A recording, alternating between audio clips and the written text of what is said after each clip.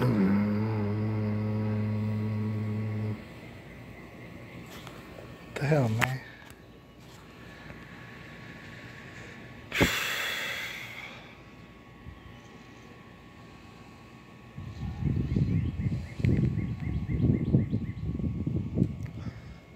Hey, y'all. It is May the 11th. No, it's not. It's May the 13th, 2018. I wanted to join y'all for a second time today. It's becoming the evening time. Stuff's winding down. It's feeling real calm and peaceful outside. Thought I would take some moments out, share some time with y'all. I'm not sure what y'all be doing. Probably all y'all are all tired and taking naps and stuff. Maybe I ate too much earlier. It's Mother's Day. I know a lot of people probably be celebrating that, eating all sort of treats and delicacies, and then passing out, taking naps. I wish y'all all the best of naps. But I wanted to take some time out right now to address a comment that I received earlier. I think it was crucial. It's pretty crucial. I had a live stream earlier. And, if you caught it or if you didn't catch it, basically the live stream was pertaining to concerns around death row in particular, but in a larger sense, the justice system that we have in place. The idea of it just not serving our purposes, it's not benefiting us in any sort of way to allow it to continue the way that it's continuing. It's been going for a long, long time. So that's basically what the whole video was pertaining to for the most part. I got a comment after the fact from a dear commenter of mine on this channel, Mr. J.K. Phillip, one of the most dearest commenters here on this channel. A great mind, to put it very briefly, just a genius type of mind, exploding with all sort of intellectual tidbits. And he left me a comment. Wasn't as lengthy as it typically is, but it was a pretty good sized comment. I really enjoy J.K. Phillips' comments. I'm not looking at it right now, so to paraphrase what he said, number one, it was just kind of towards the end, he kind of thanked me for just expressing my thoughts, And I'm certainly not the only one doing it on YouTube. Or not even YouTube, but the internet, not even the internet, but the whole entire world. People just expressing their thoughts, seeing what people had to say about it. He thanked me for doing that, and I'd like to thank him right back, all right? Because a lot of times he'll give me comments and stuff, and at least to my thought process, maybe I'll think about stuff that he's talking about that I'd never thought about before. Maybe I never thought about it in that way before, all right? In that respect, teamwork, I think, is very crucial, man. We use other people's work in order to add on to it, all right? We add on to their work. Later on, people find our work, and they add on to it, so on and so forth, all right? Until, we basically reach for the stars, if you will, if you want to think about it fantastically. He thanked me for expressing my thoughts. I would like to thank him back for expressing his thoughts. I believe we help each other out in that sort of regard. All right? But also, in his comment, he did ask me to express, I guess, my thoughts as in regards to justice system reform, and that's why this video is called Justice System Reform. So, what are my thoughts on it? Basically, what if I was the king of the world or whatever, what would I do necessarily? What would be the steps that I would take in order? Because obviously I'm putting out there that this is a system that just don't work. Or it's not helping us at all, not in the least bit. And it'll get you to ask, well, who is it benefiting? It doesn't benefit us. All right, well, then who does it benefit? That's an interesting question. All right, but what would I do? Thing is, I wanted to make a video about it. And to be clear, because, in my opinion, all right, and this goes for in general, But since we're talking about the subject, to be more specific, as far as the justice system goes, as far as reform goes, me personally, everybody's going to differ. Everybody's going to have their own opinion. I'm not going to agree totally with everybody else. My personal opinion, as far as what to do about it, is that I'm not a fan. Like, I'm not a fan of rallies, per se. I'm not a fan of marching necessarily. I'm not a big fan. Like, I can see the purpose of it. I'm not a big fan in picketing and necessarily having large boycotts and things of this nature. I'm not real big on that. I'm not very big on the ideas to say petitions. I know a lot of people get down on petitions, and I don't see why not. I personally don't enjoy them. I don't really want to participate in them.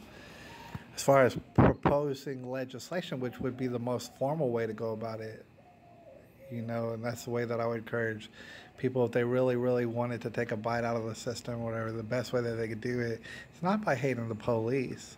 It's not by calling out certain judges and this and that. It's basically proposing legislation. That'd probably be a good idea, but that's also not up my alley, and that's not what I do personally. All right, I'm not a legislator. I'm not a bill proposer. There's people out there who are, and I hope that they do. All right, but that's not me. I think I want to take out the time to,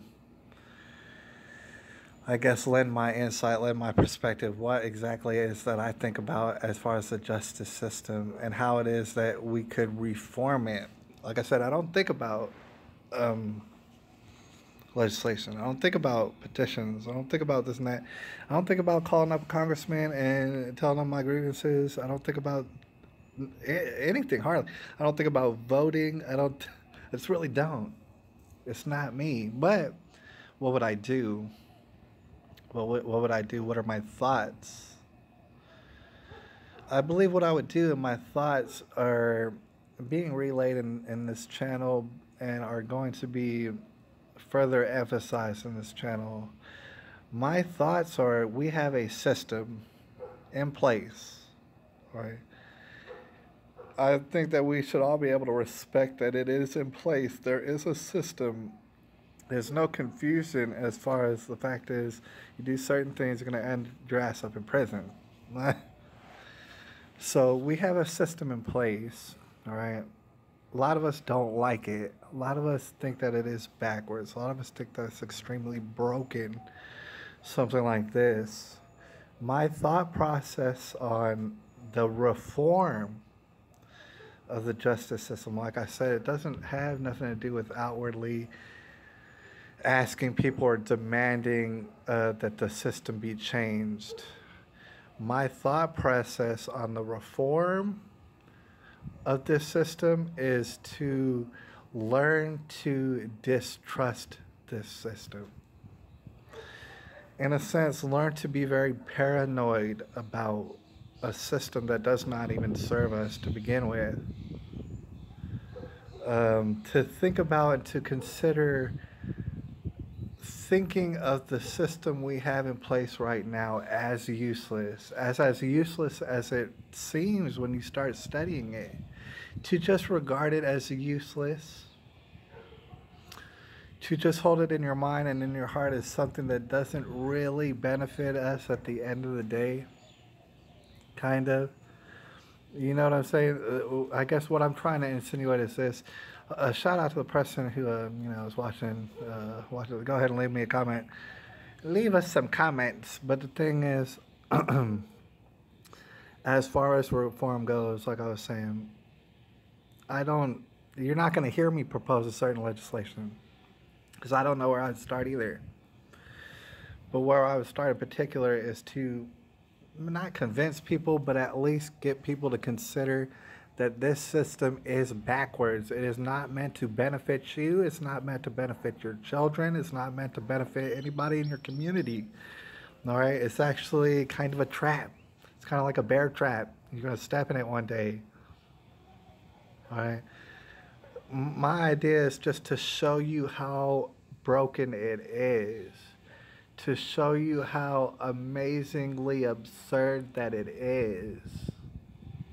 Not so that you can necessarily go rogue or go off living in the woods or start attacking the police or some crazy stuff. It's just to not trust it at all. Like, for example, there is a system in place. It's involved with police, there's courts, there's lawyers, there's judges, there's this and that, there's constables, there's sheriffs, and there's all this. All right? That is in place. Instead of asking them to change their ways, instead of demanding that they change their ways, what I'm suggesting is you see it for what it is. Absurd. It is broken. It is a system that is against us, and so to be paranoid against it. The problem isn't that there's a system in place. I would suggest the problem is that people rely on it, on the system. Like, for example, let's give an extreme example. There's a lot of people out there, and I won't bother to describe them, but they hate the police with a passion. And it doesn't matter who it is, doesn't matter what's the color of the police, nothing. They hate them. They call them pigs, want to fry them up in a blanket, this and that. Do they chant about it? All right, they hate the police, period, irregardless. When the smallest bad thing happens, or like, you know, maybe they have a family situation, gets out of control, the very first thing that they're going to do instantaneously, hello, police, police, will you come and save me, please? Will you put this person in jail and in prison and torture them, please, on my behalf? This is what people do. They rely on the system. They rely on it. I think the first step, the first baby little productive step that we could take is just to not rely on the system. Not ask the system to change, not propose legislation, not to draw up some sort of petition so that everybody can sign. Is to look at the system for what it is and just disregard it. The thing is, some weird, crazy circumstances would have to come into play if you're ever going to see me call the police about anything. All right? About anything, because I personally don't have trust for them. Not the police in general, but I don't have the trust for the laws that they abide by. All right? So, in a sense, I do not invite them into my life. All right? A lot of people have bad things that happen, like, you know, maybe you have a family member, maybe you have a good friend, and they got murdered and stuff. And so what you do is call the police. You ask for them to bring you justice and stuff like that. And the system that we have, it ain't going to necessarily deliver justice, because if they find that person, maybe that killed your family member, first of all, they might not find them. Secondly, if they do find them, it might take a long, long time. Long time, who knows? Because they might be backed up with all sort of cases, all right? So when they do find them, they do realize, oh, man, this person killed your family member. Oh, they killed your loved one. All right? Well, let's take them through court. The court's going to take forever and ever, and then they're going to have a trial. That's probably going to take a long, long time. If that person gets found guilty of killing your family member or your loved one, well, they're going to sit in prison forever, all right? Or maybe they'll get put on death row and they'll sit in prison, I don't know, 10, 12, 13, 14, 15 years. Waiting to be murdered themselves, right? It's a system that some people find themselves relying on when the going gets tough. They rely on the system, and then they beg the system to help them out. They beg the system to come save them. They beg the system to be their daddy. They beg the system to solve all their problems. And then lots of times at the end of the day, they find out the system ain't trying to do none of that. None of that. And lots of times people don't experience closure at all. You know, they don't experience it at all. I was watching a video clip earlier today, and I'm sure it's many, in which was sort of a press conference. Reporters and stuff, they were asking the family members of a victim of, like, you know, a brutal murder and stuff. They were asking the family members, hey, do you feel ecstatic? Do you feel wonderful? Do you feel like dancing on the ceiling knowing that after 10, 12, 13, 14, 15 years, the person who murdered your family member, well, now they're going to get murdered? Does that make you feel good? And basically, to paraphrase, the person said, no. I don't feel good at all. It's not, it doesn't, we thought it would make us feel better. It does not. We thought it would give us closure. No, it does not. It doesn't. All right, so that's basically my sentiment on it. It's not to change the system, it's to disregard the system. It's if you don't have to be involved with it just to detest it. It's just to be grossed out by it. All right, I'm not going to tell you what to be grossed out by, but I'm going to show you some things that might gross you out.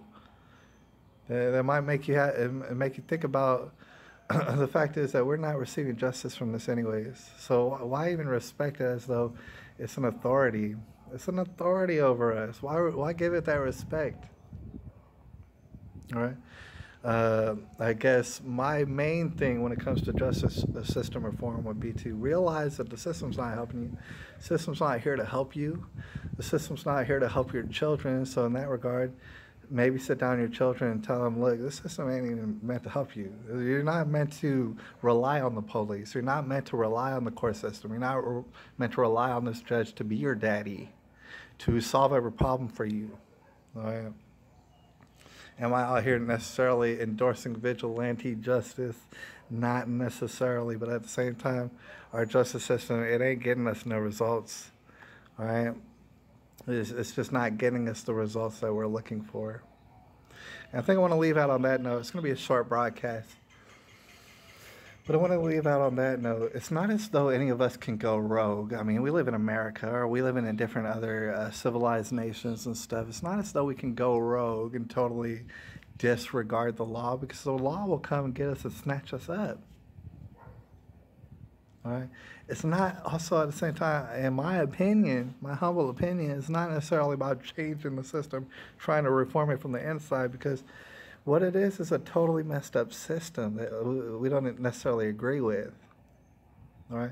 So while not going rogue, I know I'm not going rogue necessarily. I guess what I would suggest for your consideration is just to turn around and tell the children, hey, there's a better way. We got a terribly horrible, messed up system in place right now. Ain't nothing we could do about it. But there is a better way. All right. So don't rely on this system. Don't have trust for this system. Never think of this system as your daddy here to solve all your problems. All right? And I think the same goes for, like, other situations, such as school. A lot of people think, oh, man, these schools are totally ruining our children. They're teaching them gobbledygook.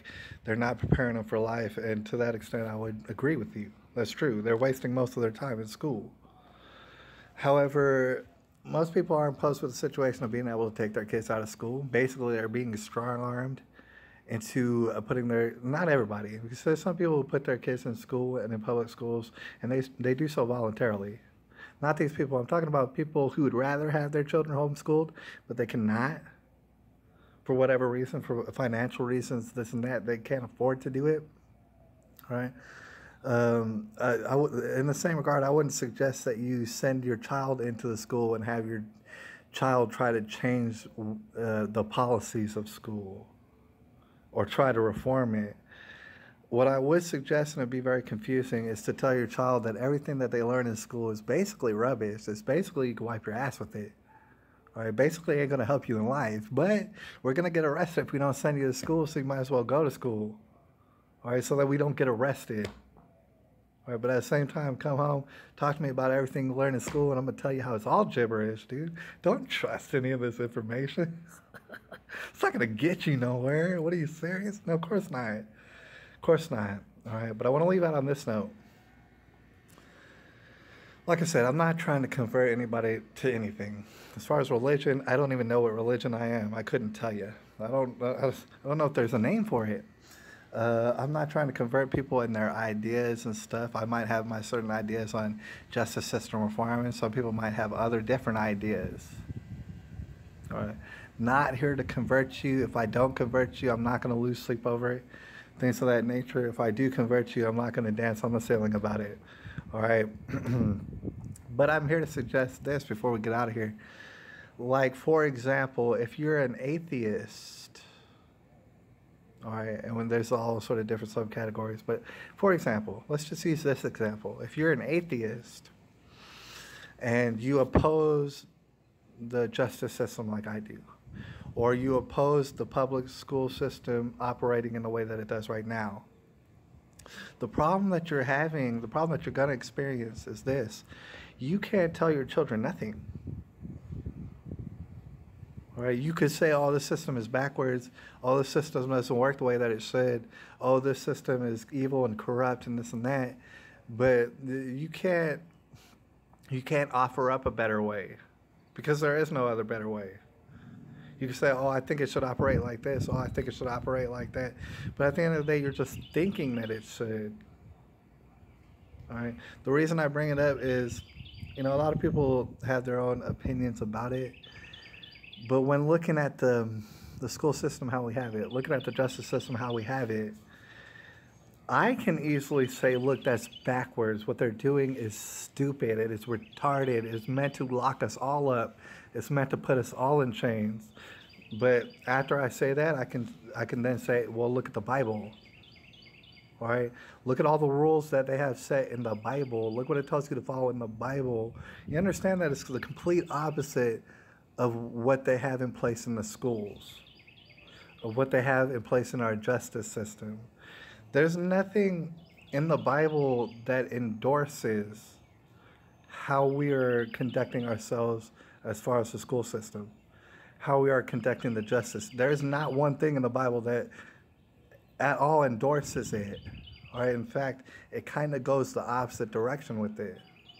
In that regard, I can point at the Bible and say, oh, you want something, you want a better life, you want more solutions, you want this and that, you want things to be solved, you have problems, you see problems in society, and you're wondering, oh, how can we fix them? It says word for word how you can fix it in the Bible. The problem is, like, when it gets to atheists and things of this nature, is you really don't have nothing to reference, unfortunately. Like I said, I'm not trying to convert anybody. You can believe in whatever you want to. There's not a book necessarily that I'm aware of, or maybe there is, that can rectify these problems when it comes to society. I'm not familiar with the Quran and that way. I don't know the Quran. I don't know if Muhammad Ali Baba can come and fix these problems. I really don't. But the thing is, there needs to be some sort of point of reference as far as what could actually bring solutions. Is there a better way? Is there a better set of rules that we could follow that will bring us more success, that will actually bring us justice, that will actually bring us results? I'm here to tell you, probably it is. Probably it's in the Bible, And a lot of people, I don't know, it's like, I wish atheists could find like a book or whatever, could find like some sort of set of rules that could, that can kind of illustrate that there is a different way that we could go. All right. Basically, what I'm here to suggest to you is probably what you can get inferred from the Bible is that the best way is to look inside yourself. All right. And recognize that these people are just like you. Like all these people in the present, they're just like you. They have different circumstances. You know what I'm saying? They obviously have different lifestyles and perspectives now that they're in jail and stuff like this, but they are just like you.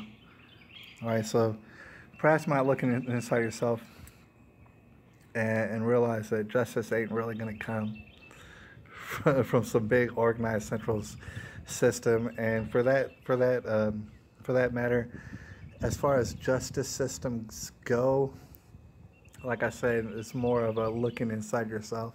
But I would also hearken back to the times of the Wild Wild West, in which a lot of people they don't really, but like I'll look at old school Wild Wild West shows and things of that nature, and it's more localized.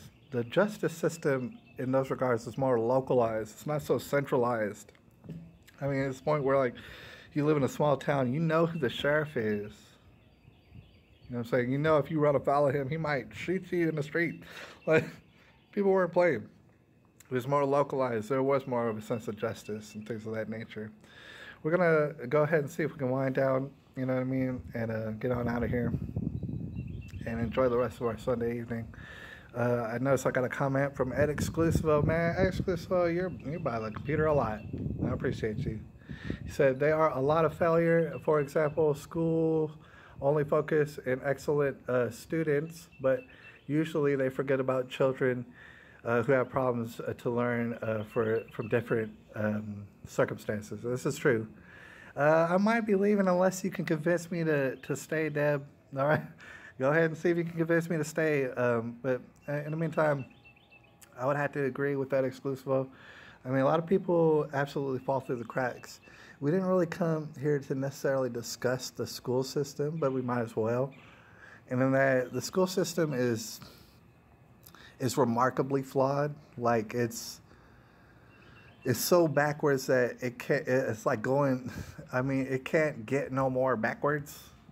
You know what I'm saying? And children, just by design, fall through the cracks. Just to be real brief about it, everybody keeps bringing up how Nicholas Cruz, for example, he would be a great example. For those who know who I'm talking about, Nicholas Cruz from the Parkland shooting, a lot of people look at him as an ideal person as far as falling through the cracks, as far as getting bullied, as far as having rough circumstances, as far as nobody helping him out, as far as all sort of police being called to his residence, as far as nobody really, really lending him a hand. They could look at him and see him as the ideal student falling through the cracks. Meanwhile, what's even worse is I still to this day have not seen one shred of evidence, and I wish I had. You know, but that's not to say that hundreds of thousands of students every single year fall through the cracks of our system. And like I said, me personally, I'm not a fan of changing the system. They got a system going. I don't agree with it. I don't like it. I don't endorse it. I don't want to participate in it. I don't have no trust for it. I'm very paranoid by it. I don't appreciate what they're teaching children in their curriculums, this and that. I simply don't have a trust for it. All right. As far as I know, my child is in the public school system. That doesn't mean I have a trust for it. If she were to come ask me, hey, do you have a trust for it? No, I don't. Do you think that they're preparing me for the future? No, I do not. Not in any sort of way. I think they're really BSing you. All right, we gotta, in a sense, I hesitate to say that we gotta be more truthful with our children. Because I'm not here to tell you what to do with the children, you know. But on a personal note, I'm not gonna sugarcoat it for the children around me. I'm not gonna say, oh yeah, you need to be learning all this gobbledygook because it's gonna help you. No, it's not gonna help you. It's probably not gonna help you.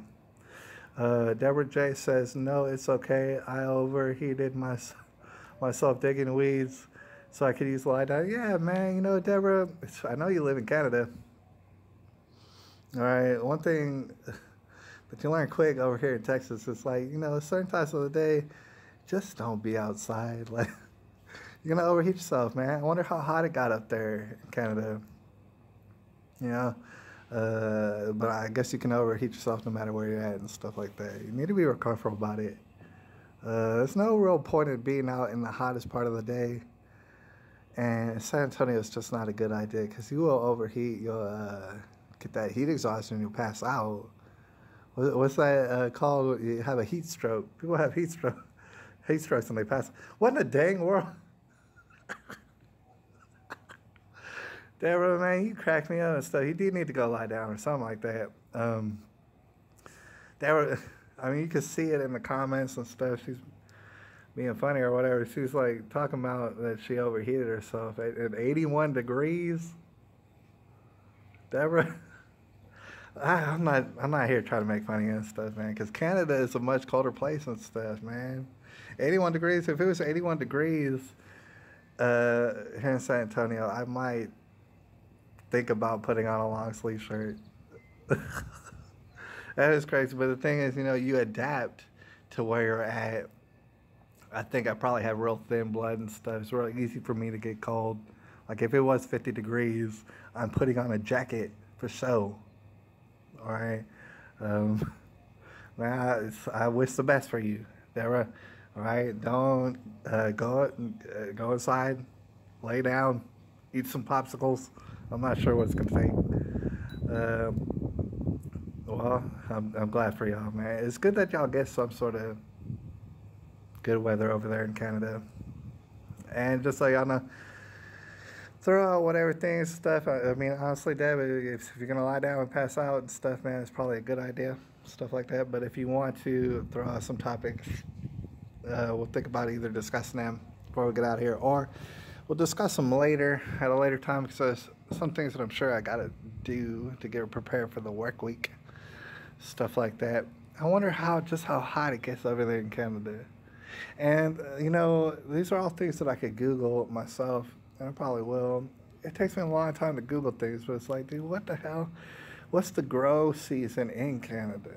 I've heard, and I would have to imagine that it's true, is that y'all must have a lot of hot houses in there, over there in Canada, a lot of greenhouses and things. Because, dude, it's like y'all's grow season must be the smallest of grow seasons. Like, how do y'all produce stuff? I've heard of people in Siberia who have tremendous like grow operations, grow houses, and things of that nature because it gets so cold.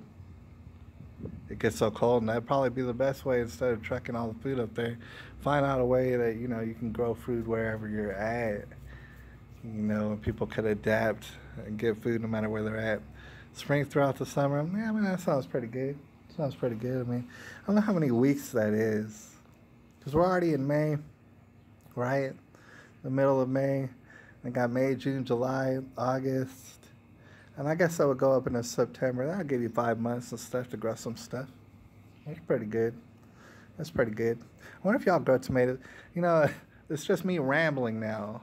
It's not really very entertaining necessarily, but you got me just wondering about farming the stuff. I'm not doing a garden this year. And that's something, I'm finding different ways to adapt. So you got to find, like, no matter where you go, you got to find ways to entertain yourself. You got to find ways to get peace and stuff.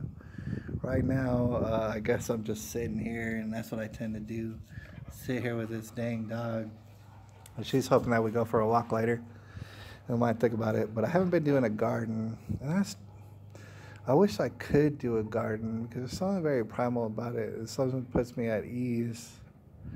I don't know if you'd be familiar with I did some gardening videos back last year and stuff, and I really, really enjoy that stuff. There's really no place to do it here and keep up with it, just because I've been working. I've been working quite a bit, and there's not much space and adequate resources to do it around here. And so, I'm coming up with different things, I guess, to keep me occupied. There's different other developments. Beep up, beep up. We get back to the cold around December. Oh, so you got September, October, November, in order to keep gardening and stuff. Probably coming up with that good old squash and stuff to carry you through the winter. It's pretty good. Yeah, man, gardening. That is something right there, man. A lot of people. I think a lot of people out there. Perhaps countless people could stand to benefit a lot in regards to their own peace when it comes to gardening, because you connect with the earth in such a way, you kind of synchronize with the earth. And,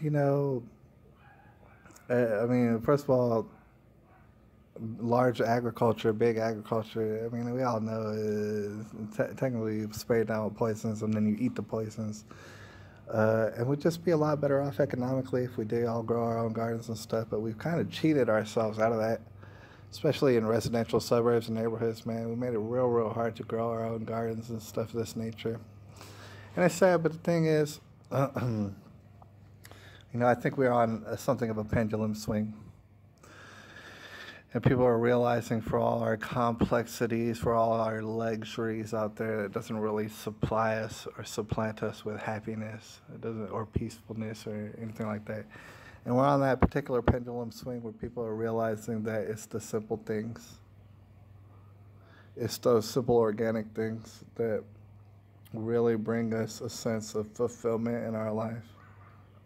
I think that the pendulum is going back that way. And that, kind of like we were talking about earlier, the world is super complex, and it will get overwhelming. And it will have your thoughts racing, and it will keep you up at night, and it will mess with your mind and stuff like this.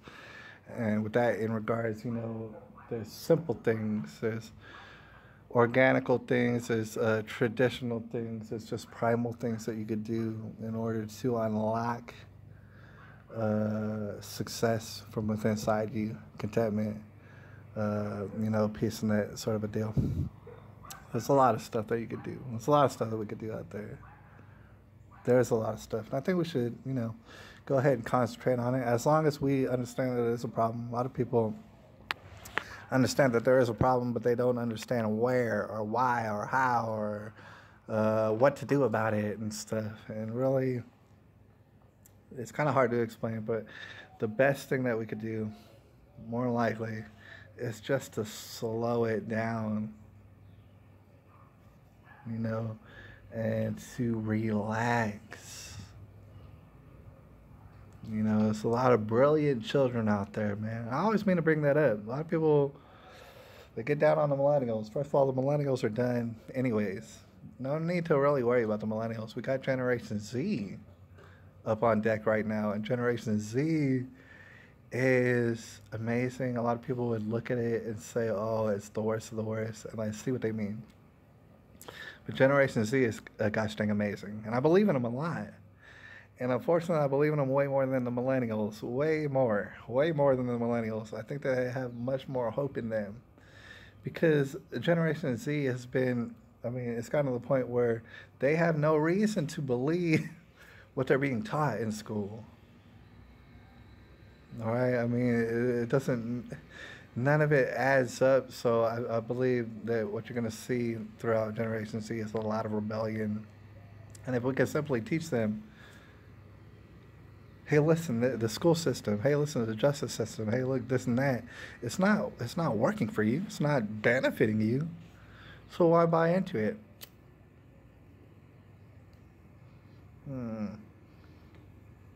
So why buy into it? And I think Generation Z is the perfect generation to finally deliver that message to. Because it's not really about changing the legislation right now today, so much as it is about fending off new legislation, which they're trying to shove down our throats at every waking moment. It's just taking what we have right now and teaching the children that there is a better way, that there is a brighter future, and that they are the brighter future. They're definitely a sorted bunch. Sometimes it's hard to keep it in perspective, but as far as this new generation goes, they are brilliant. A lot of people look at them and say, oh man, they can't barely tie their shoes. Maybe not. Maybe they don't need to tie their shoes though.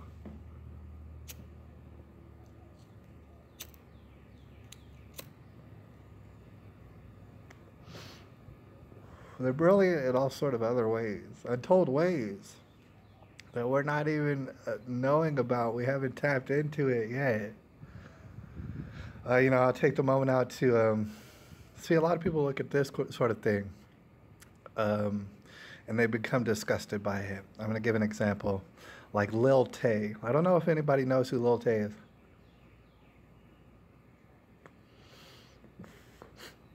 But if you don't know who Little Tay is, she's a little girl. She went viral. She's about like 9, 10 years old.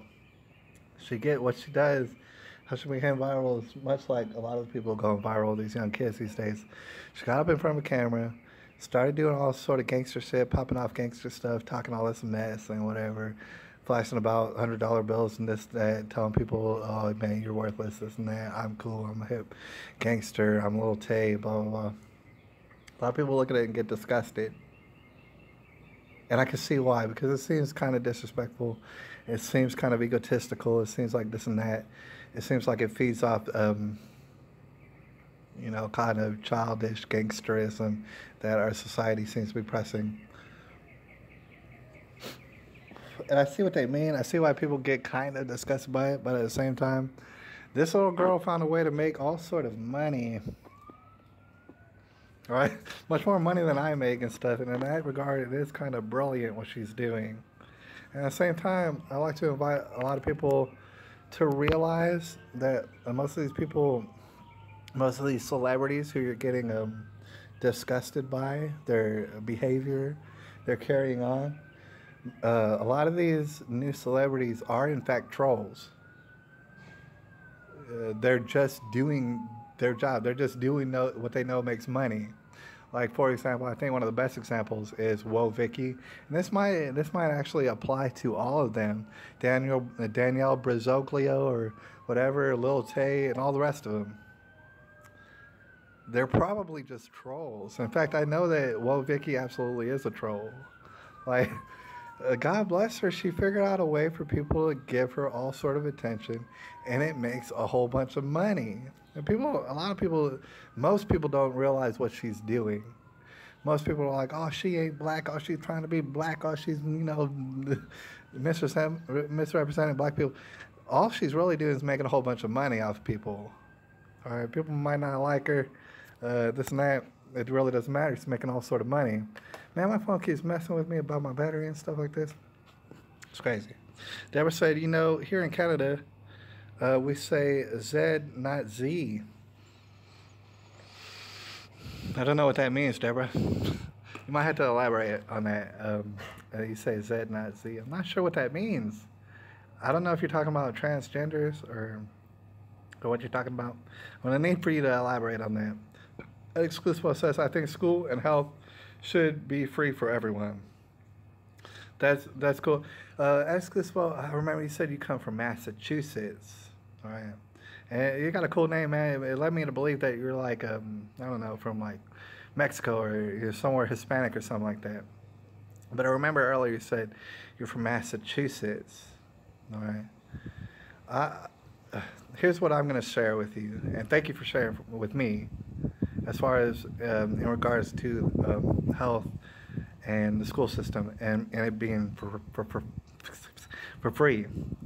Here's my opinion. I can see what you mean by that, all right? And by all means, you have good intent. And I'm not saying that you're wrong necessarily, but for example, let's imagine a situation in which someone gave you free school completely for free, K through 12, absolutely for free. Kind of that is what the public school situation is, sort of. I mean, granted, you are supposed to pay taxes to help fund K through 12, all right? But you might even be talking about higher education, like going through 4 years of college, that should be free. I'm not really here to argue with you that it should or shouldn't be free. I can't say that things in life typically aren't for free, especially things that are going, to benefit you necessarily. They're not necessarily going to be for free. But even more to the point, what I want to point out is this, just to consider, if those 4 years of free school, technically, if they're a waste of your time, if they teach you nothing, if they don't give you any sort of skills to get a job or survive well, in what they call the real world, then what is even the benefit of free school? And I'm not saying that that's what would be the case, but I am kind of hinting at the fact is a lot of people go to school all the way throughout, and then they go through college, and then they don't know at all what to do with it. They learn nothing that kind of benefits them in that sort of regard. So I see what you mean, that school, everybody should have access and the opportunity to school. However, if school is in and of itself letting us down, I mean, you can get a 4-year degree in philosophy and then do what? I don't know. Maybe you'll be a philosophy teacher. I don't know. I don't know what else you would do with that. But you see what I mean? You can get it for free. But if it doesn't necessarily benefit you, I don't really necessarily get the point. At the same time, it'll never be for free. At the same time, just in the way that technically public school is not for free, and in that we pay taxes for it. And you can look at, say, community college and say, well, why don't our taxes pay for the community colleges and things of that nature? They can do that too. But at the same time, how the government and the government regulations go. If that was the case, they would just simply skyrocket the price of school. And that way they would get all sort of taxpayer money and even more taxpayer money. They would just hyperinflate the prices of going to school. And of course, everybody gets it for free, but still, you're going to pay for it in taxes. You know, irregardless, the free school is going to cost somebody money. All right. And I'm not totally shooting down the idea of, you know, taxpayer funded schools necessarily, but at the same time, I don't think it's the best idea. On a personal note, I've heard a lot of people discuss like different various ideas of how exactly we can get it to where everybody in the country can have access to higher education and the opportunity to get a good paying job and support their families and stuff like this. I've heard a lot of people come up with different ideas. I think the favorite one that I've heard so far, and it might have been from Jesse Ventura, but I'm not sure. I can't say exactly. The best idea I've heard so far as people in regards to higher education, because right now it's really hard to convince me that K through 12 teaches us anything worth knowing.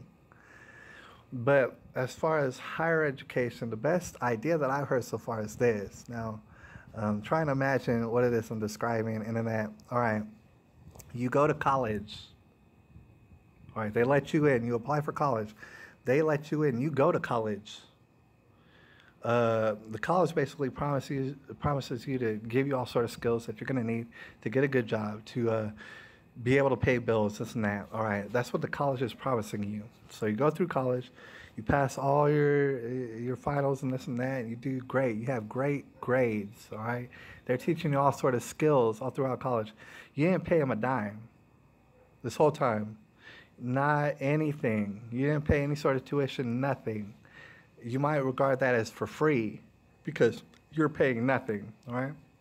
So imagine that situation. You don't pay no tuition, nothing. You go to that school and it's based off your merit. It's not really based off your race or your background or anything like that. It is based off your merit. Do you deserve to be in that school? You go to that school for whatever, 4 years, 6 years, however long it takes. You finally graduate. You've not paid them a dime at all. All right, you graduate. They've instilled in you all sort of skills so that you can benefit in life. You go on, you get yourself a pretty dang good paying job. You start making some money. You start doing things for yourself. You start building something for yourself. At this point, the school then requires you as an alumni to that school to pay them a percentage of your income.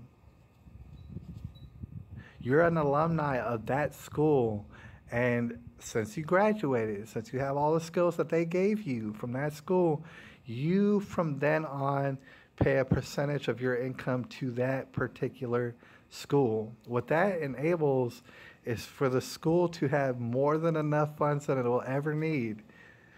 I mean, it will never need to ask students for tuition up front because they'll be more than well funded. Number two, what that does is it basically forces that particular college or university to give you the skills that it takes to get a good job. Because if they have you in school for 4 to 6 years or whatever, however long it takes, and you learn nothing worth knowing, and you get a BS job over at McDonald's and stuff like that, guess what? Your college ain't gonna make no money. The end. So their incentive would be to prepare you the absolute best for success.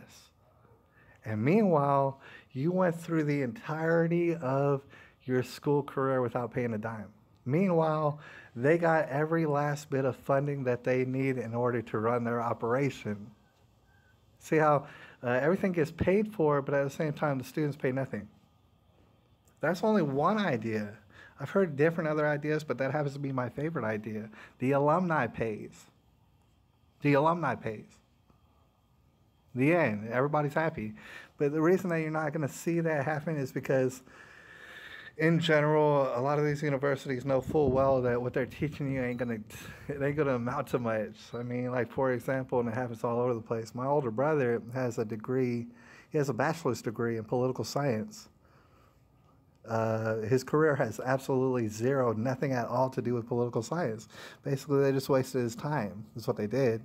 Of course, he got a job. What the hell? Oh man, someone called me. That's the thing about it.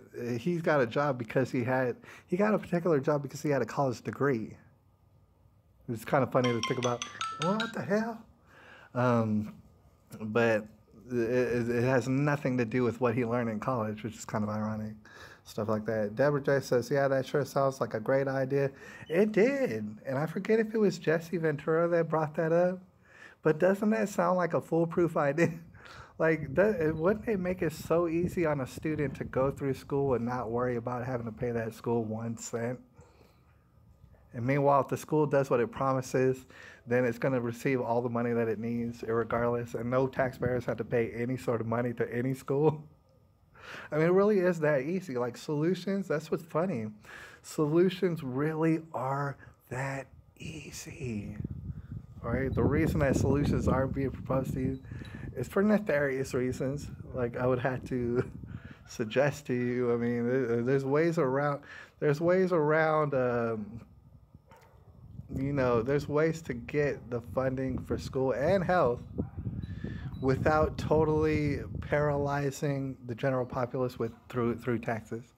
And just to be real brief about the health system, I'm not in any way an expert or an authority on the health system, but as a total extreme, oh yeah, okay, everybody should get health care. And that has been the case in America for a long, long time. There's charity care and things of that nature. Everybody should be able to get health care, but for example, just to get on the extreme, if health care for everybody is a first aid kit in your house that gets delivered to your house, and that is what health care is, it's for everybody, it's universal, it ain't going to help you anyways. It really ain't going to help you anyways. You know what's interesting, just to bring it up, is in regards to health care. And we're talking about, I don't know if you would be talking about socialized health care necessarily, but a lot of people had their worries about socialized health care. And, Deborah sees up in Canada, and they do have socialized health care. There's a lot of good stories that come from out of socialized health care. There's a lot of people who have good experiences. Now, I had to turn on the light. It just got all dark. There are a lot of people who incur good experiences when in concerns with socialized health care. But at the same time, what it is an extremely slippery slope. And we've already seen the results of it, especially from out of Great Britain. Like just imagine, for example, oh, stop calling me. This guy keeps calling me. It's making me all flustered. I can't, he needs to stop calling me, dude. How many times I gotta decline it? But anyways, the thing about socialized healthcare is unfortunately, it is very slippery slope.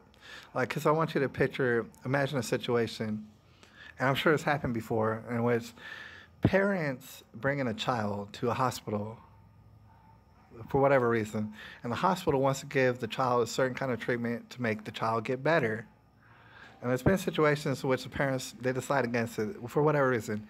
Maybe it's religious, maybe it's this and that. They just don't want to do what the hospital says. Instead, they want to ride it out. A lot of people will look at that situation and say, you know what, those parents, they're not really thinking very coherently about their child and stuff. They're really doing some pretty risky stuff by not allowing their child to receive whatever treatment that the doctors are saying that they need. All right, that's a situation in which I can see both sides. I can see the parents' point of view, and in that maybe they just don't agree with the treatment, with the form of treatment. And I can see the other people on the other side of the coin thinking to themselves, man, dude, these parents are just ill-informed, and they really need to do what the hospital says and get their child treatment just to make sure that their child survives or has the maximum amount of benefit.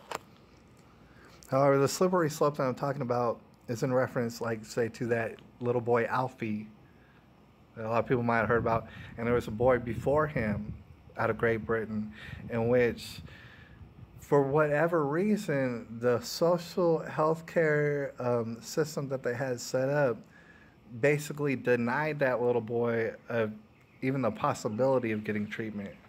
Denied him. Right? His parents did want to seek out any kind of solution, maybe even experimental, to see if they couldn't help their baby to live. And in that particular situation of socialized healthcare, the hospital decided, no, you're not going to seek out other possibilities. What is going to happen is you're going to let your child die right in front of you, and we're all going to watch it. We're all going to watch your child die, and that's what we think is best for the child. Meanwhile, we are the authority. This is socialized healthcare. And it's a terrifying idea. It's a nightmarish idea. Most people can't afford to zip their child to this and that different country in order to get the treatment. But if you are able to, if Alfie's parents were able to bring him to Italy so that they could try against all odds to help Alfie to live a good life, I think that they should have been afforded the right to give it a shot, to even give it a shot. But they were not afforded that right through socialized healthcare. At the same time, I had to agree with you, Addicts Whistle. I think all people should be, at least to some extent, they should get emergency care. They should get all sort of consideration as far as helping them out in situations that are just beyond their circumstances. Like their circumstances are, there's just nothing that they could do about it. I believe that healthcare should be able to take care of people who are sincerely in desperate need, right? But if that is the case, technically speaking, we've already had that in America. We've had it for a long, long time. I mean, we've had it since well before we were born. As far as charity care goes, that does exist. Like, for example, if you break your arm in the middle of the street, you go to any hospital or clinic, with or without insurance, they're going to put a cast on that thing because they can't leave you like that. I mean, if you're dying, and I know there's been terrible nightmares and bad miscommunications and stuff, but for the most part, a hospital is forced, if you're dying and stuff, it's forced to take care of you. All right? As far as what all we can get socialized, I'm not sure what all we can get socialized. Who's going to oversee it? Are we going to have examples like little Alfie in which the hospital says, nah, basically we're going to watch him die, and you're going to watch him die, and that's just what it is. Thing is, it would have costed the hospital absolutely no money to let little Alfie go to Italy. It wasn't about money. I mean, think about it. It was just about the authority of, no, we tell you what's good. We tell you how to live. We tell you how to die, too. All right? Because we're in charge of it.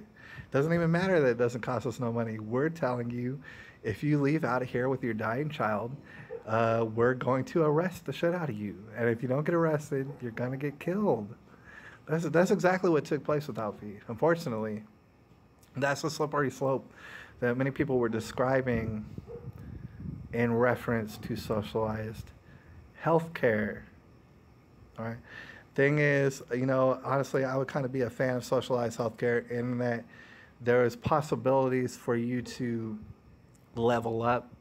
Like if you have some sort of money saved up for you, you might be able to have other different options beyond what's basic, beyond the basic plan. All right. It's just tough to think about it because, like in a country like Great Britain, you're gonna let little Alfie die, even though it does not cost you no money, simply because that's what's policy. Italy or people in other countries were offering to help out little Alfie, but you said no. All right, for whatever reason, and it's like I just really can't get down with it. But it is a slippery slope that a lot of people had described beforehand. Deborah J says, yeah, it sure sounds like a great idea. Just like doctors shouldn't get paid unless they cure you. I've heard of that idea before too. And from what I understand, there are countries that do run it that way. I mean, think of it such a novel idea that a doctor actually gets paid more money the more healthy patients he has. Can you think? I mean, wouldn't that be amazing? But nobody's offering that. Nobody's suggesting that around here. Stuff like that. We live in a system that's the healthcare system in and of itself is completely backwards for the most part. There's been a lot of innovations that we've made as far as America goes, as far as Western society is going. There's been a lot of contributions that we've given to the medical world, you know. But at this point, we realize, man, dude, uh, it's a shadow of what it used to be. The glory that it used to have. People used to come from all over the world to get some Western medicine to see if they can get solutions. Now it's not necessarily the case.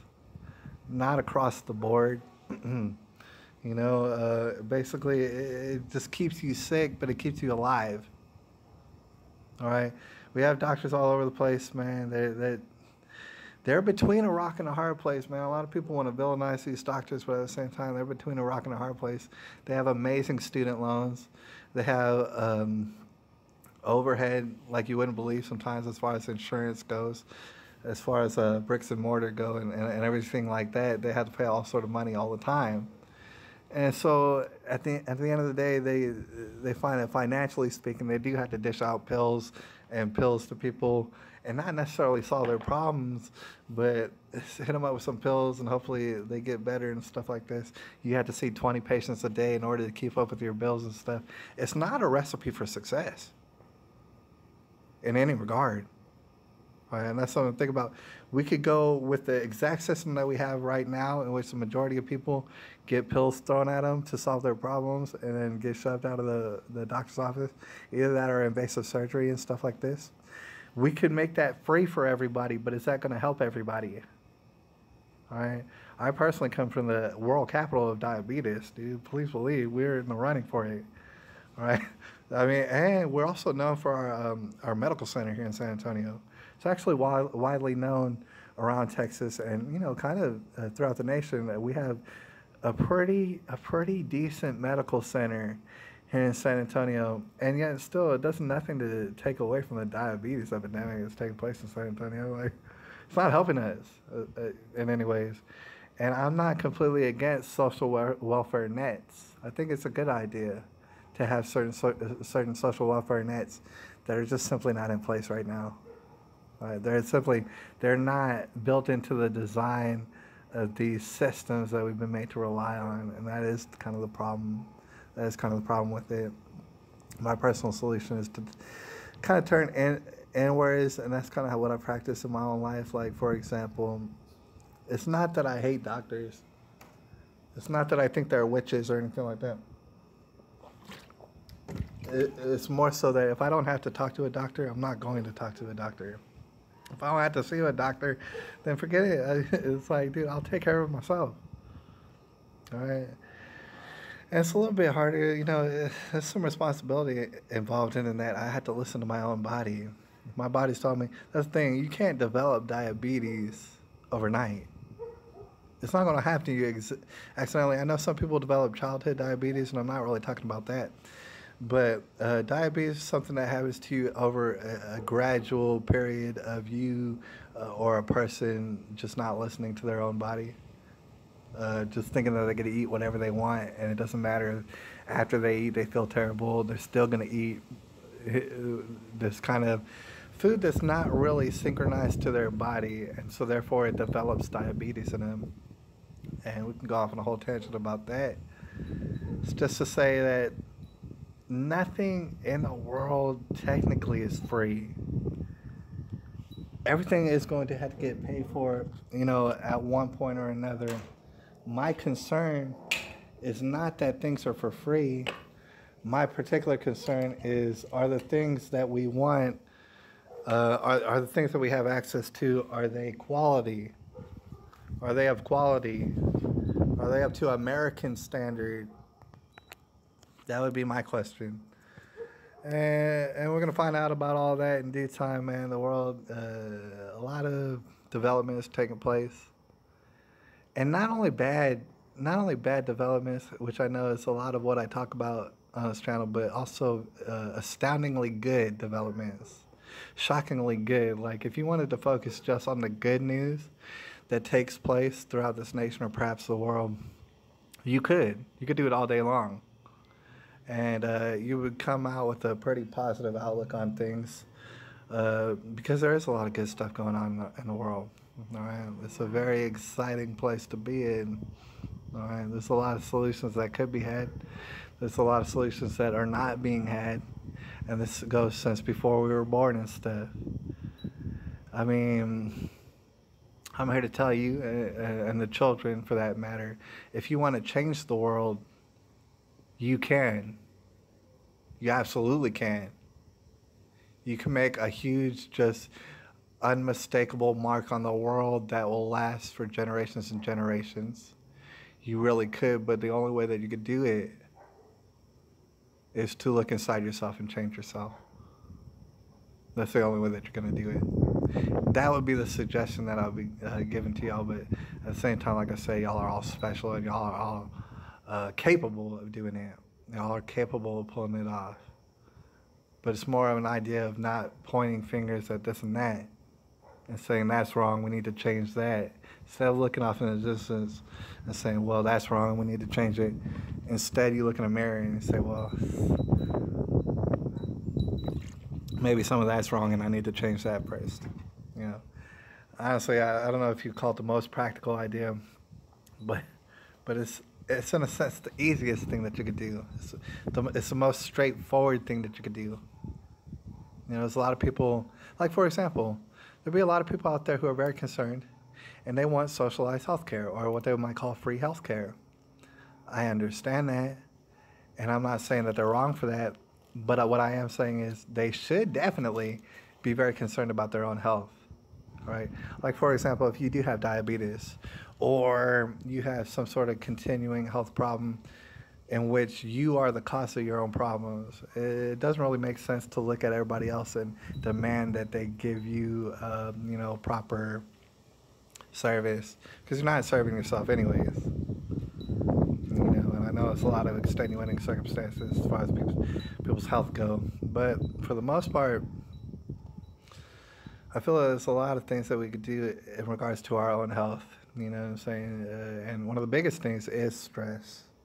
You know, a lot of people look at bad things that you could do, certain things that you could eat, certain things like, oh man, don't smoke cigarettes, don't drink heavily, don't eat all these sweets and this and that. You know, and I would agree. With those sentiments, but even more so, I'll say, man, you really need to look out for stress, because stress is a killer. Stress will give you lung cancer. Stress will give you all sort of cancers and this and that. All right, so watch out for that, because Steve's calling me again, dude. I didn't mean to call. Anyways, I'm not gonna. Yeah, it's so, like my niece was playing with my phone earlier just to let y'all know for no good reason, and she was calling this guy who I didn't want her to call. Now he's called me over and over, thinking that I called him, and I didn't. It was my niece that did it. Deborah says that's just like Michael Jackson's song "Man in the Mirror." Mind you, Deborah, I've heard that song before, and in a sense, that's exactly where I'm getting it from. In a sense, because I definitely referenced it while I was saying it, and it's the exact lesson of that song. Is that, yeah, you can change the world. There is no other way to do it, though. If you're not going to look at the man in the mirror, don't think about changing anything. You know, because it's not straightforward enough. You can look at a group of people all day long and say, oh, I want to change them, oh, I want to change them, oh, I want to change them. Basically, you're just going to build resentment for them and anger in your heart. Meanwhile, you could look at yourself and say, hey, maybe I could set the example. Maybe they're doing things I don't like because they don't realize that they could do things a different way. And if I show them the different way and I show them that they're successful and it'll bring them all sort of happiness and content, well, maybe they'll copy me. Maybe they'll copy me for how I do things. And therefore, I'll change their mind about what it is that they're doing. I change myself so that I can change them, perhaps, or maybe they won't change. But either way, I'm going to feel more better about it. And it is exactly the lesson that you get from that song, "Man in the Mirror" by Michael Jackson. And still to this day, I really don't have no reason to believe that Michael Jackson did all those things that a lot of people think that he did. All right, just to touch upon that whole aspect that some people don't really need evidence necessarily to convict someone in their mind. And this goes for most people in the world. They really don't need evidence. I mean, I'm sure there's a lot of stuff that was put across that can convince some people that Michael Jackson, in fact, did what he was alleged to do, but I don't really necessarily buy it. I don't really necessarily buy it, you guys. Anyways, I've been talking about all sort of random stuff, man. I don't know if you could tell, but it's like, at this point, I talked about what it is I wanted to talk about as far as the justice system, as far as reform goes. I'm not really a fan of it. My sentiment, be reform yourself. Reform yourself enough, you might see the justice system follow suit. All right, it's kind of downstream from culture, if you will. The culture decides what kind of prison system you'll have. The culture decides what kind of school system you'll have. The culture decides, what kind of healthcare you'll have, what kind of politics are you going to have, this and that. It all kind of stems from culture, but culture stems from us as individuals who make up the culture or whatever. It's kind of complicated. Thing is, like I said, I put that all across and stuff. That's basically the sentiment that I wanted to discuss in that particular video, or this one, the stream. And at this point, it's getting later in the evening, and I can't think of too much of what else that I would like to discuss. I mean, if y'all have any more ideas or something that's been on your brain, even if it's completely off topic and you want to discuss it real quick, I'm down. We could do it. But other than that, although there's plenty of other topics that we could talk about, assuredly, I can't think of one in particular that would be the most pressing or the most pertinent. Not at this particular moment, at this particular moment. I mean, it is a Sunday evening. I'm just honestly getting in the mode of just looking, out of the distance, relaxing, seeing the breeze running through the trees, seeing it getting darker and darker, seeing this dang dirty dog over here, just straight chilling and unwinding, getting prepared for another work week. And the work week should prove to be pretty dang good. It's been going pretty dang good so far. Me and Donald Trump were making America great again, or something like that. I don't know. I think I'm on the team and stuff, man. Getting that manufacturing going and stuff like that, getting America back up on its feet again and stuff. We're lifting ourselves up, one by one, getting ready for that. But I don't know that necessarily I have any topics on my mind that I want to discuss with y'all necessarily, unless you could remind me of that or give me some sort of ideas. Time to chill. It is time to chill. Ed Exclusivo says Michael J. Jackson was a good man. For me, it was a child inside a man's body. I would have to definitely wholeheartedly agree with that, Ed Exclusivo. And we're just talking about speculation here, but since people brought it up, I think Michael Jackson is a perfect example of how a child can get traumatized, absolutely traumatized, from being exposed to sexual situations at an early, inappropriate age. A lot of people don't take time to think about that. I mean, Michael Jackson's known Quincy Jones for how long in his life? All right, and not just to single out Quincy Jones, but all sort of other people. I mean, you can imagine a little boy, what was it, like 6, 7 years old, in the throes of Motown, right? So think about just how much sexual trauma Michael Jackson was put through, and so you can imagine that going through whatever untold sexual trauma he went through, it's going to have an effect on your mind. You might have what's called arrested development. You might stay in your mind as a child. You might choose to think of things in a childish way instead of an adult way, which has traumatized you as far as their sexual carryings on and stuff. You might be totally alienated from the world of sexual expression, or whatever you might call it. And so for this reason, it's kind of reasonable to believe that Michael Jackson didn't do any of this to children and stuff. In fact, he's probably very repulsed by the act of sex in general. It's very reasonable to think that that's what took place. And even if that's not what took place, man, you look at the the culture of bringing in little children into whatever, the Disney world, the Hollywood world, the Motown world, the music world, the entertainment world, bringing them in and just totally ruining their chances at developing normally, giving them all sort of trauma and stuff like that. And that's sick in and of itself, I mean, someone might want to ask me, oh man, what would you do to change the Disney Channel? And it's going to be the same answer across the board. Nothing. I wouldn't do nothing to change the Disney Channel. I wouldn't do nothing to change the music world, how it goes. I wouldn't do nothing as far as all the little children who, at least half of them get raped, period, dude. If you want to debate me on it, let's go ahead and debate. Half the little child celebrities that the singers and stuff, they got raped. Surely they did. Surely they did. Right? But instead of thinking, oh man, this is how I would change the Disney Channel, this is how I would reform it. Nickelodeon's no different. Right? You might have heard scandals coming up out of Nickelodeon. It ain't no different. I wouldn't change any of them. I would not have trust for them, and I don't. Right? I can't stand to be in the same room as the Disney Channel. Or Nickelodeon for that matter, or any of these other. It's just dude, instead of wanting to change it, I want to call it for what it is, a complete waste of our time and energy. All right? Just a terrible, terrible place for children, and it is what it is. And just to tell the children, look, the last thing that you ever want to do, the last thing that you ever want to do is end your ass up on the Disney Channel, because chances are you're going to get sexually molested.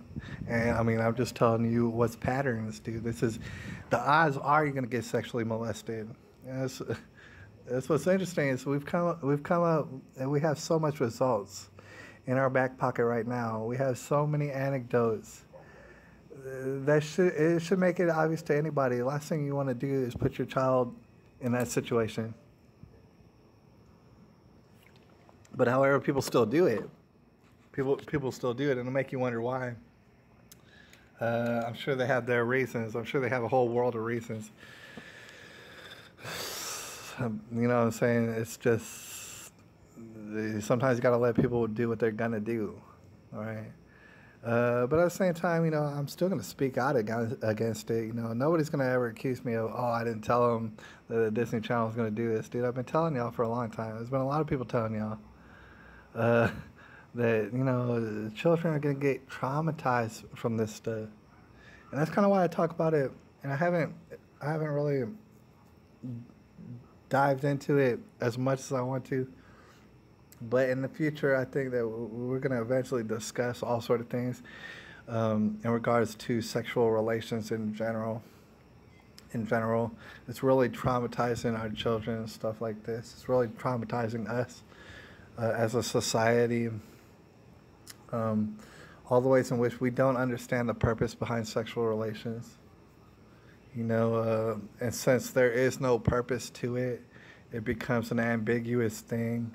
It becomes the lines of consent become blurred by folks such as Amy Schumer and people like her, in which it becomes a nightmarish situation for a lot of people. A lot of people they never really understand what is the purpose of sexual relations, and by that regard, they wind up doing a disservice to themselves and to other people who they might care about, because they have been so misinformed. And it's dude, I didn't want to go off on this whole tangent necessarily, but I'm liable to do it. All right, start talking about Michael Jackson, and inevitably I'm gonna start talking to you about the fact is, man, you probably should get married before you have relations. You know what I'm saying? I do want to get out of here, I guess, because I feel like we've discussed quite enough. It's almost about an hour and 30 minutes into it. But I do want to get out of here. But before I get out of here, I do want to relay something to y'all, and I'm probably gonna make a video about it. All right, in regards to sexual.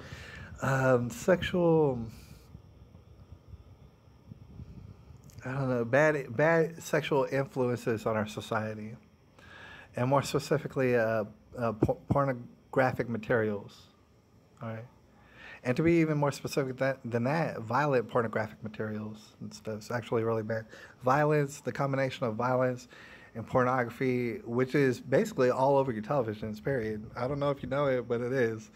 Um, and how detrimental that could be to society at large. It's really bad. I mean, it starts off with not understanding what's the purpose behind sexual relations, but it snowballs and it snowballs and it snowballs. Y'all don't realize, or maybe you do, how many people I've talked to in personal, in real life, just because, I tend to talk about weird, deep things, who've told me, yeah, they've choked people during sex. A lot of people. And I'm sorry if I offended people out there. You know what I'm saying? Maybe you participate in stuff. I'm not in your business. I'm saying this, I've talked to a lot of people who participated in the choking practice, and this and that, and being violent during the whole, just kind of depraved behavior. The thing is, in many ways, it is commonplace, right? It's something that both the man and the woman volunteer for whatever reason. I'm not trying to bash them. I'm just saying that's what they participate in. You know what I mean? And a lot of people, like myself, would look at it and say, why in the dang world would you ever think that that someone choking you out during your experience is going to make the experience better? Why would you ever think that? But at the same time, you can take a closer look at the media and the kind of things that are put on the TV screens and the movie screens. It's not going to be hard to tell why exactly it is so commonplace now for violence to just be present in the whole act of relations, dude. It's really some sick, twisted stuff. And I don't necessarily stop talking to people because, like I said, I've talked to a lot of people. Because I have a way of opening people up. When people talk to me, I swear, dude, I don't know about y'all. Maybe it happens to y'all, but some people, they'll tell me about their just deepest, darkest secrets, dude. Period. I don't know how I get it. I just coax it out of them. And they'll tell me about some stuff, and it's like I don't stop talking to them. I've talked to so many people who told me they participated in choking this and that, or maybe they got choked and stuff like this. And I don't stop talking to them, but at the same time, I just kind of remember it and think, wow, dude, it's like that you just slid down a slippery slope, and you don't even know where you're going, dude. You don't even know where you're going and stuff. The last thing, and I'm not trying to bash on these people, but the last thing that they want to do is have a baby. All right, like a baby does not come into the equation to the point where now, okay, this is gonna be. It's like, oh well, we're not doing it right unless we're choking each other, unless we're slapping each other around, calling each other all sort of bad names and stuff like this. It's very reminiscent. It's weird. It's extremely reminiscent to the 50 Shades of Grey series, and I don't know what new one they got coming out, but it gets more and more and more sexually perverse throughout each installation, and you see how that it's very widely consumed. It's very readily consumed by, more often than not, females in a society. It's bought up like crazy nutballs, all right? It's absolutely demeaning to women. It's absolutely destructive to women. It does not benefit women in any sort of way, this sort of behavior, as far as it's displayed in 50 Shades of Grey, that series. And at the same time, you got this one guy, Michael Schneiderman, or I don't know the guy's name, but he's under fire now for all sort of ridiculous stuff, man. This lady come out, and she's not the only person to come out, but this lady come out, and she was like, dude, he was calling me his brown slave. She had a wild story, man. She was like, man, he's calling me a brown slave, and he's slapping me around and stuff, and he was saying, shut my damn mouth, and this and that, and he was calling me a retard and stuff, and it's just like, okay, you're talking about this guy, and I understand that what this guy did was really bad, and I don't like it or endorse it, but at the same time, what the hell were you doing? Why were you sticking around for this? He was able to do this on multiple occasions, and you stuck around for it? For this over-the-top abuse? And now you're talking about it now. It's not as though I'm trying to take her victimhood status and totally blow it off. But what I'm saying is, man, what I'm asking is, you don't have no respect for yourself. You never had respect for yourself. That's what I'm trying to wonder. But at the same time, you don't really have to wonder necessarily when you look at certain things like 50 Shades of Grey. When you look at certain entities such as, I'm not going to name names, but an unending list of singers who cannot sing not one note unless they're almost buck ass naked. You know what I mean? It is, you can wonder about it, but it's at the end of the day, it's not much to wonder about. All right. Uh, it's a wild world, and as you can see, I tend to get worked up over it. But at the same time, at the end of the day, I always try to remember, just breathe. Don't let it consume you. Don't think about these thoughts. Don't let them race through your head at night. You won't be able to sleep. You got to find a way to turn it off somehow or focus on something else. Ed Exclusivo says video games have a lot of violence too, and I would have to agree with that. Right? See, me personally, and it's all an op-ed basically. On a personal note, I'm not for banning anything. Your 50 Shades of Grey movies and this and that, Disney, Hollywood, I'm not for banning anything at all. As far as video games, a lot of people discuss banning them. I really don't care about banning them. You're never going to see me at like a rally or holding up a sign that says we need to ban this and that and the other. But at the same time, I would have to wholeheartedly agree with Ed Exclusivo in that video games are extremely violent, right? And it's not even indirectly violent. Like back in the day, you could look at Super Mario Brothers or Kirby and say, man, they're attacking the other characters, so that's violent, but it's like a cartoonish violence. In these games that they have today, which they're coming out with just constantly, basically you can slit people's throats, you can do all sort of stuff, man. You can do all sort of demonic stuff, and it's extremely violent. It really is. And is it going to result in people becoming overstimulated and perhaps wanting to do the violence themselves? Yes, it definitely is. Definitely it is. I think that it definitely is. At the same time, I'm not really about banning it necessarily, because in banning it, you'll just make it more seductive for those types of people. The reason I was bringing up the sexual perversion and the pornography, it does kind of have a lot to do with the video games as well, is I was looking up all the sort of death row clips, and I came across Ted Bundy, which is a pretty widely known character. A lot of people know who Ted Bundy is. And I came across one of his last interviews before he was put down. And the main message that he wanted to put across, and the thing is, he wasn't like trying to deny his responsibility. He wasn't saying, oh man, this made me do this and this made me do that at all. He basically confessed. He said, man, I did this. I deserve the punishment for what I did, which is a crazy amount of people got killed and raped, basically. He said it, and he said it very, you tell he had a genuine concern. He said, man, the violence and the pornography that I had been exposed to as a child really kind of led into an addiction for himself. And like I said, he wasn't trying to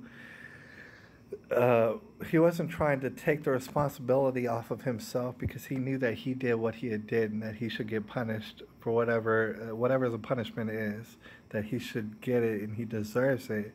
But at the same time, he's making the point is that the violent pornography that he had seen before, basically it got him addicted, all right, and it led him on a slippery slope. And inevitably, just all the imagery that he saw, that he was exposed to, it got him so addicted that eventually he did start branching out. He did start wondering, well, instead of just watching it, what if I try to live it out? All right, and in that regard, reality kind of slipped away from him. He became obsessed with it. And I want to stress, and I think that he was stressing as well, it's not that the violent pornography did the crime that Ted Bundy did. It's not that it did it through him necessarily, but it absolutely did influence him. It kind of overwhelmed. Like, if you think about the situation of overstimulation, right? Let's give an example in a totally different realm. You can get overstimulated as a child watching an extremely flashy music video. You can get a seizure from it. The stimulation was too much. A different other child could look at the same music video and be perfectly fine. Just watch it and not be affected by it at all. All right, but that other child, they actually did have a seizure. It really was caused by the music video with all the flashy lights on it. All right, it overstimulated him. And in Ted Bundy's case, if you choose to believe what he's saying, the violent pornography that he had stumbled across, it had an effect on him in a way that it might not affect everybody else necessarily, but it affected him in that way. He became the child getting the seizures. He was affected by it. He became addicted to it. There was nothing in society necessarily holding him back from that. In fact, it was encouraging that, and it just became a snowball effect to the point where he started carrying it out himself.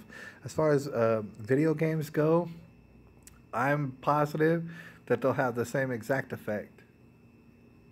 That certainly I can go in and play some video games where I'm cutting people up and slicing their throats and gouging out their eyeballs and doing whatever heinous things that I can think to those characters on the video game, and I can walk away from the video game and not have any sort of inkling to do it in real life. However, statistically speaking, there are going to be some people who are going to get influenced by it, and they will carry out those violent acts. Right? And this is coming from a person, I have no desire at all to ban or to even march or rally against these video games. I'm not saying to ban these video games, but I am saying they're certainly going to lead to murder. That's for certain. All right? It's kind of hard to debate it. However, people want to make their money and stuff, man. It's just what it is. And I'm not going to stop them from making their money. They're just going to go ahead and make it. And little kids are going to play it. At the end of the day, they're going to play it because they don't have nothing better to do. And that is kind of terrifying in and of itself. Little kids back in the day, like way back in the day, as 12-year-olds or whatever, they might go up into the woods and shoot a squirrel. A lot of people wouldn't agree with that necessarily. They might shoot a squirrel, they might shoot a rabbit or something like that. A lot of people say, oh, that's violent. It is. But it's kind of violent more to it's like an organic sense of violence. It's kind of something that's always carried out through human tradition and development. Shooting squirrels or hunting squirrels, hunting rabbits and stuff. We're living in a world right now, in a society right now, where absolutely not. Most children are not. You're not going to hunt anything. So there's nothing unlocked as far as hormonally inside of you. There's no coming to pass as far as like coming of age traditions. You don't have that. So there's some kids who, instead of shooting a rabbit or shooting a squirrel or going out with their dad and hunting, trapping and this and that, instead of that, they get shoved off into a room. They play the video games, extremely violent, kind of snowballs, and maybe they could get murderous ideas in their head. Probably. That's basically what happens. I'm sure of it. But I mean, it is what it is. That is what it is, I guess.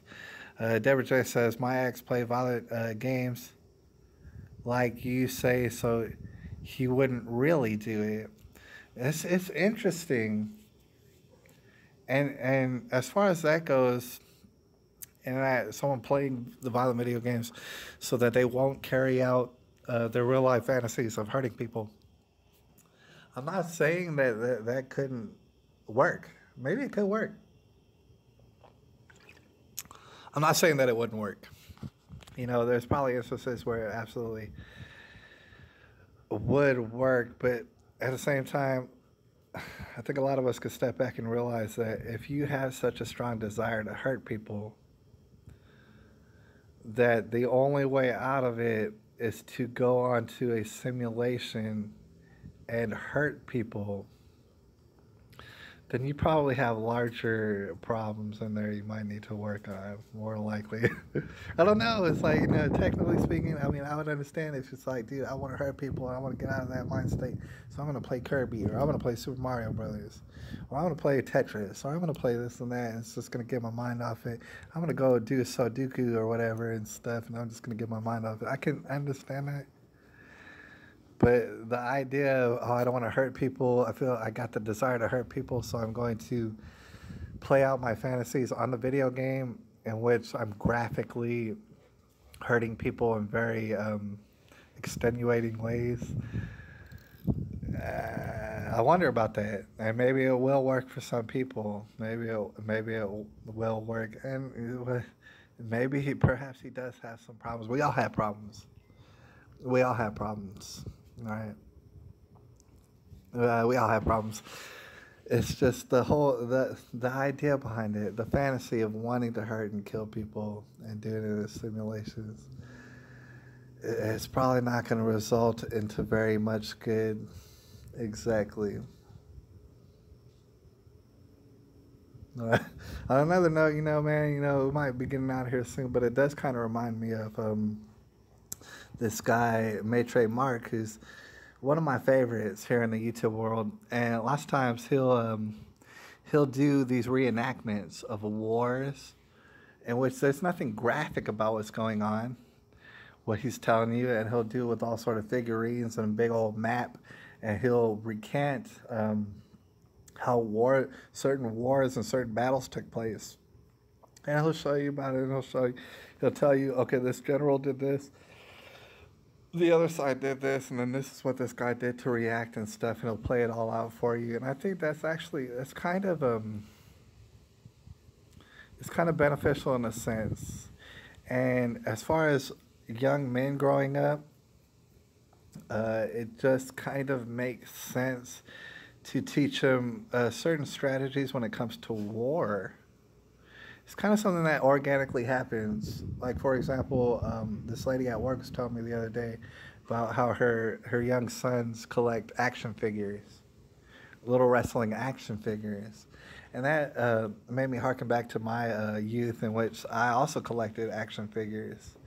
And, as silly as it seems, as a young boy, I spent a lot of hours, as I'm sure a lot of young boys did, taking the action figures and putting them together and like having them fight each other, playing out a sequence of events in which they do each other wrong, and then they hurt each other and they kick each other and this and that, and they go to war. It's something that organically happens in the mind of a boy.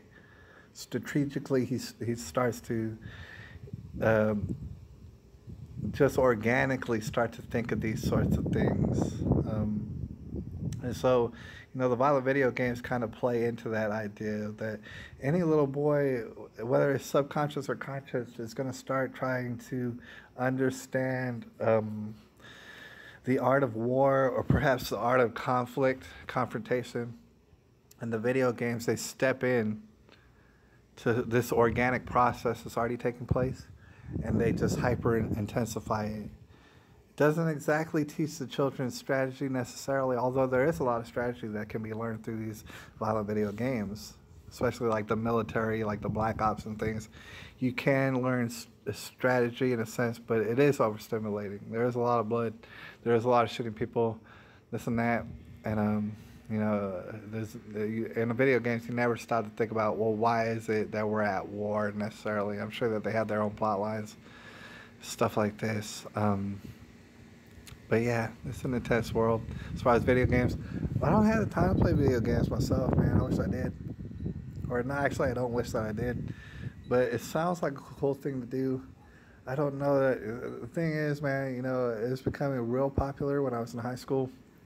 As far as Halo goes, Halo is the thing. People are having Halo parties, and I'm sure they have Black Ops parties and this and that parties. LAN parties, what they call them. And the thing is, I was the worst. I was the worst of the worst. I went to one Halo party, and I got marked just consistently. Just every 5 seconds I was being killed. And I realized I was really bad at the game. And ever since then, I was just like, I'm not gonna play these games. I'm really bad at it, and I also don't really enjoy it, stuff like this. So that's how that played out. I don't play video games. Not really. I don't know if I'm opposed to it, but it just doesn't really benefit me at all. Of course, we're living in a generation right now that's very misunderstood for good reason. The term odd future comes to mind, and it is very odd, right? But at the same time, I think it might be. Dang charger. I, dang charger.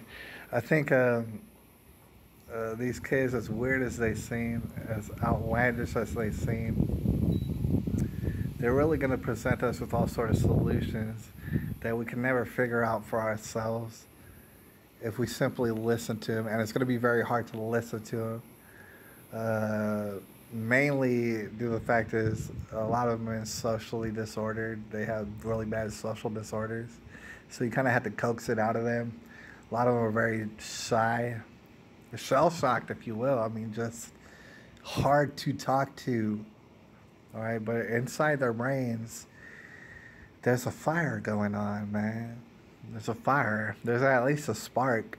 And if we harness it, I think we're going to see a lot of different solutions here in the future. There's a lot of developments that'll come through, and I don't think that World War III is upon us yet. So that's another bit of good news.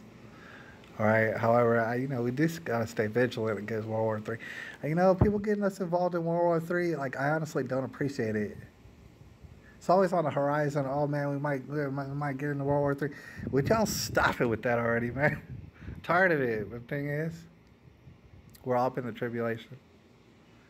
We're all up in it. It's bad. It is going to get worse, and it is just what it is. But like I've been saying, suggesting for y'all's consideration, even though we're all up in the tribulation, even though that is the case, we can have every bit of success, every bit of contentment, every bit of peace, every bit of happiness, if you want to call it that. We can have that. We can all have that. Not tomorrow, not yesterday necessarily, but we can have it right now. All right? If we simply reach out, we take it right now. And it all occurs here in the brain. It all occurs up in the spirit and stuff. You can have it right now. But however, there's a tribulation. It's bad. It's going to get worse. It's going to get a lot more complicated. We're going to have all sort of material to talk about tomorrow, I'm sure, when stuff hits the fan again. And I think we've been here long enough. I appreciate everybody who's come through, and I appreciate everybody who's going to come through later. I got to figure out better formats. I got to figure out better ways of scheduling this and that. There's still some developments. I still haven't gotten to the other channel, which I plan to do, as far as having a musical radio broadcast. I really sincerely plan to do it, and I had to get that underway and stuff.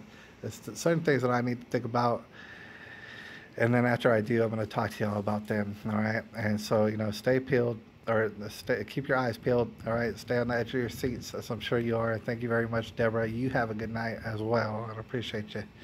And I'll holler at y'all a little bit later. It's May the 13th, 2018.